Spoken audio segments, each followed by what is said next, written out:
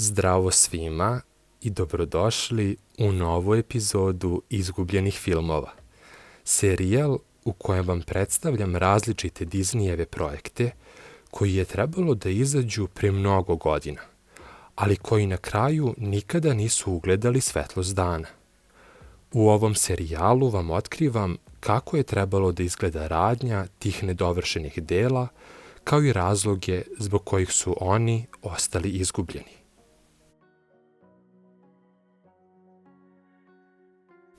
U 6. epizodi ovog serijala sa vama ću podeliti sve poznate podatke o izgubljenom Disney Pixar filmu po imenu Plavonogi daždevnjak.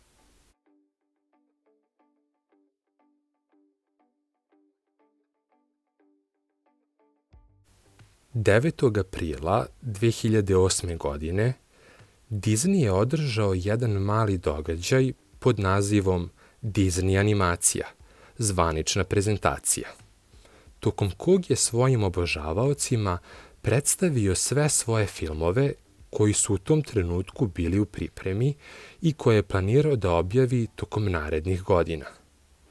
Među svim tim novonajavljenim naslovima našao se upravo i Plavonogi daždevnjak, Disney Pixar film čija je premijera bila zakazana za leto 2011. godine.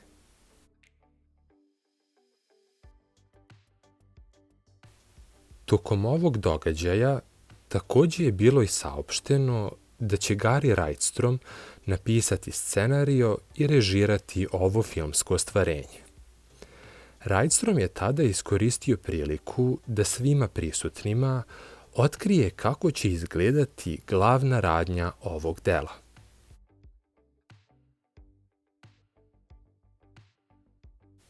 Glavni junak ovog filma je Dažd, posljednji muški plavonogi daždevnjak.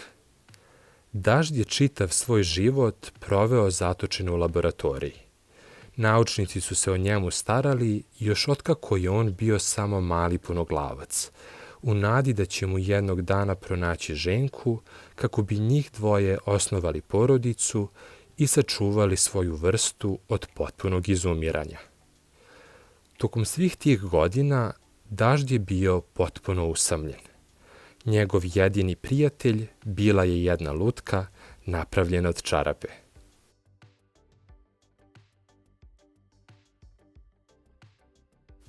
Nedaleko od staklenog terarijuma u kojem je ovaj mali junak zatvoren, nalazi se jedan poster na kojem je u 9 koraka prikazano šta jedan plavonogi daždevnjak treba da radi kako bi osvojio srce svoje simpatije.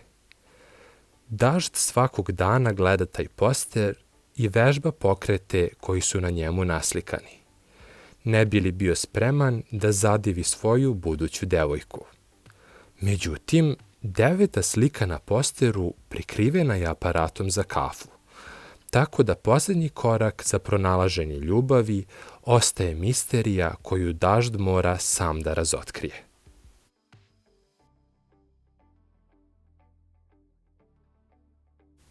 Glavna junakinja ovog filma je Brooke, posljednji ženski plavonogi daždevnjak.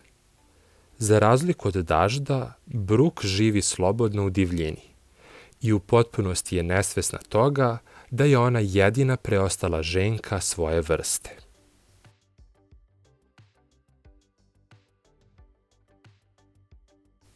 Ova junakinja je veoma vešta i snalažljiva.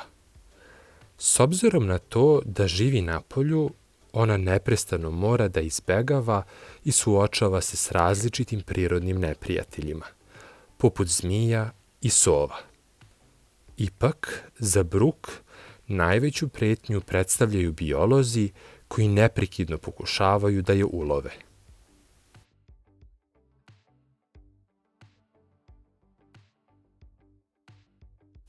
Nakon što je provela brojne mesece bežeći i skrivajući se od ovih naučnika, Brooke jednog dana upada pravo u njihovu zamku. Srećni što su napokon uspeli da pronađu i ženku plavonogog daždevnjaka, naučnici je odvode u svoju laboratoriju, ne bi li je predstavili Daždu. Sve je teklo po njihovom planu. Ostalo je samo da se Dažd i Bruk upoznaju i osnuju porodicu.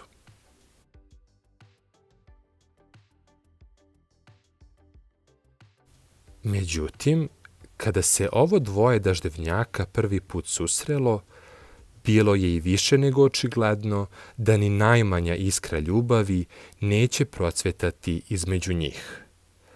Dažd i Bruk su svoj novi odnos zasnovali na čistom preziru, budući da nisu mogli međusobno da se podnesu. Neprestano su se raspravljali i svađali.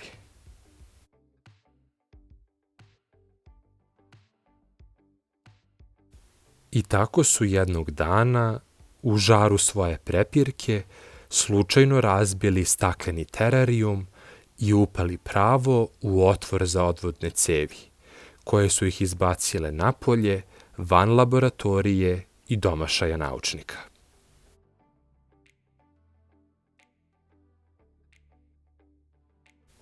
U spoljnom svetu, Bruk se ponovo našla u svom prirodnom okruženju. Srećna što je najzad slobodna, ova daždevnjakinja odlučuje da se vrati svojoj kući.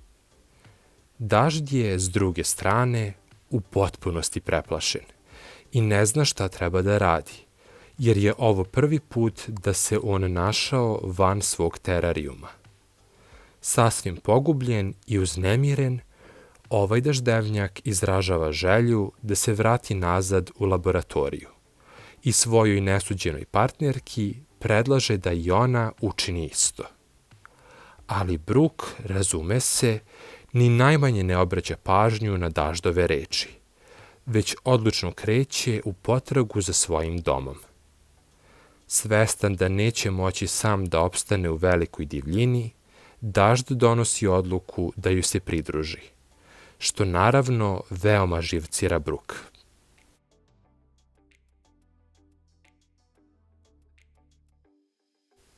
Tokom svog putovanja, dvoje daždevnjaka će se upustiti u mnoge pustolovine i suočiti se sa mnogim neprilikama i neprijateljima, poput dvoglave zmije, nekakvog stvora koji predstavlja mešavinu krtice i pacova, kao i sove koje je Bruk već i ranije zadavala mnogo muka.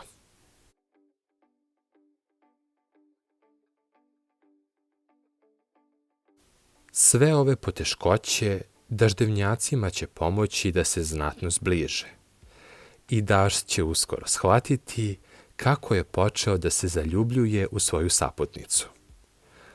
Kako bi pridobio njenu ljubav, ovaj blesavi daždevnjak će stalno izvoditi pokrete koje je zapamtio sa postera iz laboratorije.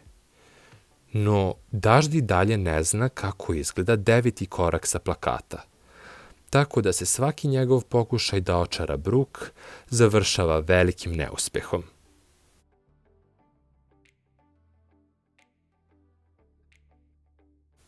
Pored brojnih zlikovaca i predatora, naši junaci će za vreme svoje male odiseje upoznati i steći svakojake prijatelje, kao što su rečne kornjače, žabe, jedan morski račić i mnogi drugi.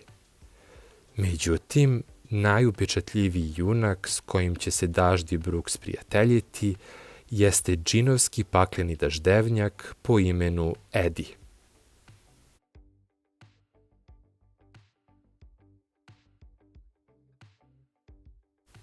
Edi važi za pravog šarmera, koji veoma lako osvaja srca paklenih daždevnjakinja. Ili barem on tako misli. Kada Dažd sazna da njegov novi prijatelj zna kako treba postupati s damama, od njega će zatražiti savet, ne bi li zadivio Bruk. Ali ono što Dažd ne shvata je to da su sve Edijeve smernice površne i neozbiljne, te se svaki njegov pokušaj da ih sledi završava tako što on ispada pravi nespretnjaković pred Bruk.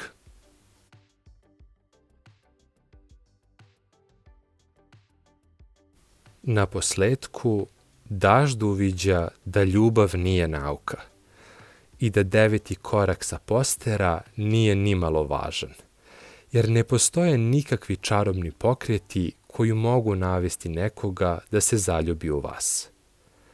Kao što ste mogli da pretpostavite, i Brooke će, nakon svega što su preživeli, početi da gaji osjećanja prema svom sadrugu.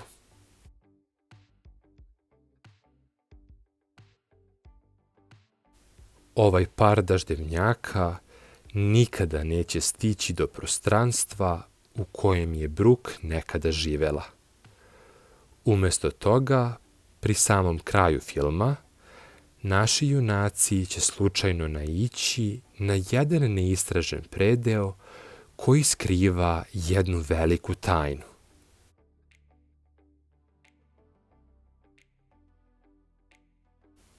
Duboko u zelenoj šumi, u okolini jednog malog vodopada, nalazi se neotkriveno carstvo plavonogih daždevnjaka, u kojem ova životinjska vrsta živi neometeno i u miru.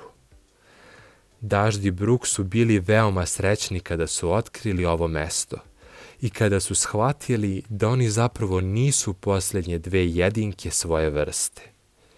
Srećni i zaljubljeni, sa svim prethodnim sukobima i neprilikama iza sebe, naši junaci odlučuju da ovo novo otkriveno prostranstvo učine svojim domom.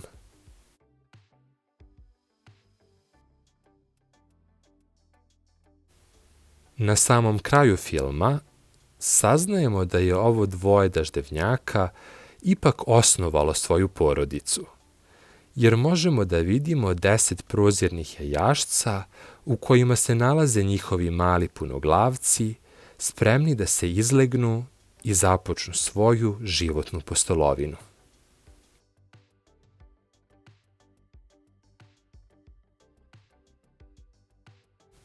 Plavonogi daždevnjak je trebalo da bude 14. Pixarov film. I kao što sam to na samom početku ovog videa spomenuo, bilo je planirano da se njegova premijera održi sredinom 2011. godine. Međutim, tokom 2010. godine, produkcija ovog animiranog filma naišla je na neke poteškoće, te je njegova premijera pomerena za 2012. godinu. Uz to, zadatak pisanja scenarija i režiranja ovog dela prešao je sa Rajstroma na Pita Doktera, režisera koji je prethodno radio na čuvenim Pixarovim filmovima Udruženje monstruma i Do neba.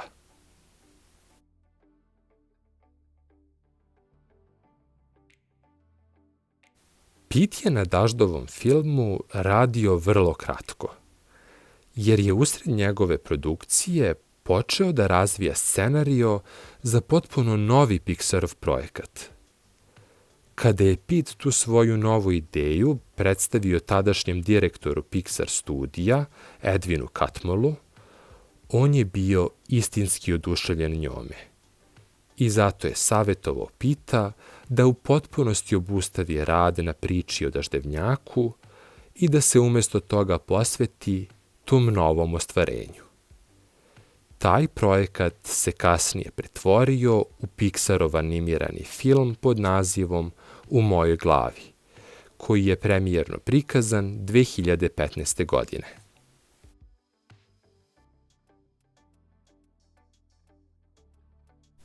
Dakle, produkcija Plavonogog daždevnjaka bila je trajno obustavljena jer je Disney Pixar studio odlučio da svu svoju pažnju usmeri ka stvaranju filma U mojoj glavi, verujući da će njegova radnja biti znatno zanimljivija i bolja. I upravo na taj način Plavonogi daždevnjak je postao Pixarov izgubljeni film.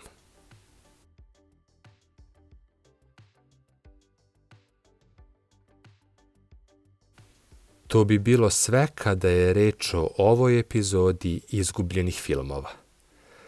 Za sam kraj bih želeo da znam kako je vaše mišljenje o ovom nedovršenom Disneyevom projektu. Da li vam se sviđa njegova radnja? I da li vam je žao što ovo izgubljeno filmsko stvarenje nikada neće biti napravljeno? Po mom mišljenju, veoma je tužno što je Pixar u potpunosti odustao od pravljenja ovog dela. Plavonogi daždevnjak bi zasigurno bio jedan veoma zanimljiv i neobičan film koji bi na jedan šašav način pokazao da pronalaženje ljubavi nikada nije lako, pa čak ni onda kada praktično imate samo jedan izbor.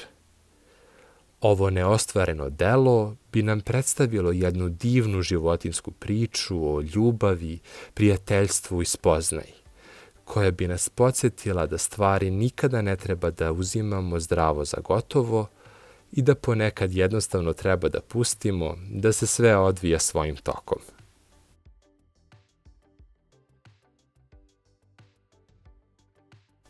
Nadam se da ste uživali slušajući pojedinosti i zanimljivosti o radnji i izradi ovog nedovršenog filma. Ja se veoma uskoro vraćam s novim videom, a do tada vam hvala na pažnji i šaljem vam puno pozdrava.